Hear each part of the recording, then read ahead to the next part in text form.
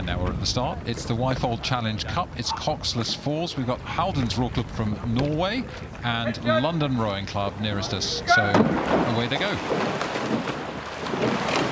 Yeah, no coxless. We've got one person in each boat with their foot attached to a wire steering them. And this is a tricky bit here, especially when you come off the end of the island. There's the stream is splitting on the island and pushing the crews here. And you can see on the right-hand side, the London crew has been bumped by the stream and pushing them into the middle. And they have to be very aware of that.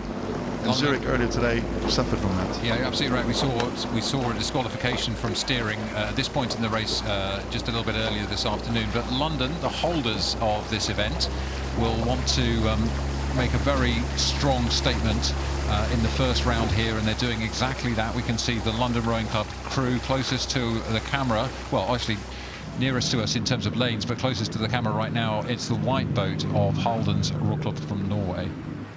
Yeah, they've got to good 3/4 of a length, but Haldens, they're not letting go, and they're definitely keeping in touch. This is a crucial moment for Haldens. London have got 3/4 of a length relatively quickly, and now as you transition into your rhythm, you can't afford to let London just to slip away from you. You've got to do something, and London have done the right thing. They've just a little bit quicker, moving away. Yeah, sort of a little bit more distance per stroke in the London crew, isn't it? So they're allowing themselves to row long, still very aggressive, but Haldens, well, they're holding on, just a touch of overlap. So the last kind of 30 seconds, 40 seconds or so, we've seen London no longer extending their lead. And now the question for Haldens is, can they keep that pace up as they transition, as you say, into their mid-race with rhythm? And the question is, was it London transitioning later, and that's why they're quicker, and Haldens did it earlier? And then will they pay dividends later for coming back on terms?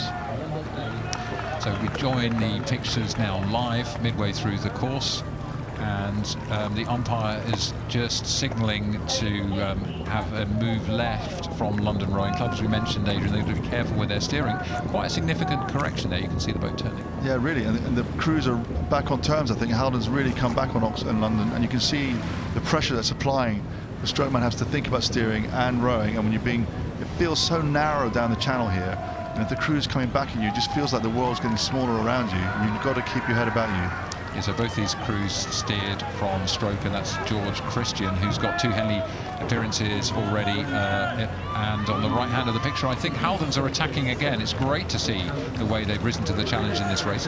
Quite lumpy water, quite rolling water though. I guess the launch has gone by or something. Yeah, it does look like both crews got a hit, and it's affected Haldens much more than London. So closing stages, just a couple of 100 metres left to go, maybe 10 or 12 strokes for London Rowing Club. Haldens attacking for a final time, looking over their shoulders. Can they move through? London Rowing Club coming towards the line, also looking for the line.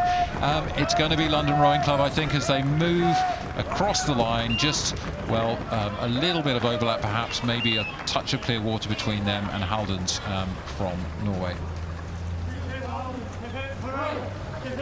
Well, that's quite a tough race. London Rowing Club A, the holders of the Wyfold Challenge Cup, go through to fight another day. Haldens from Norway, thanks for coming to Henley. An amazing race for you, but disappointment today.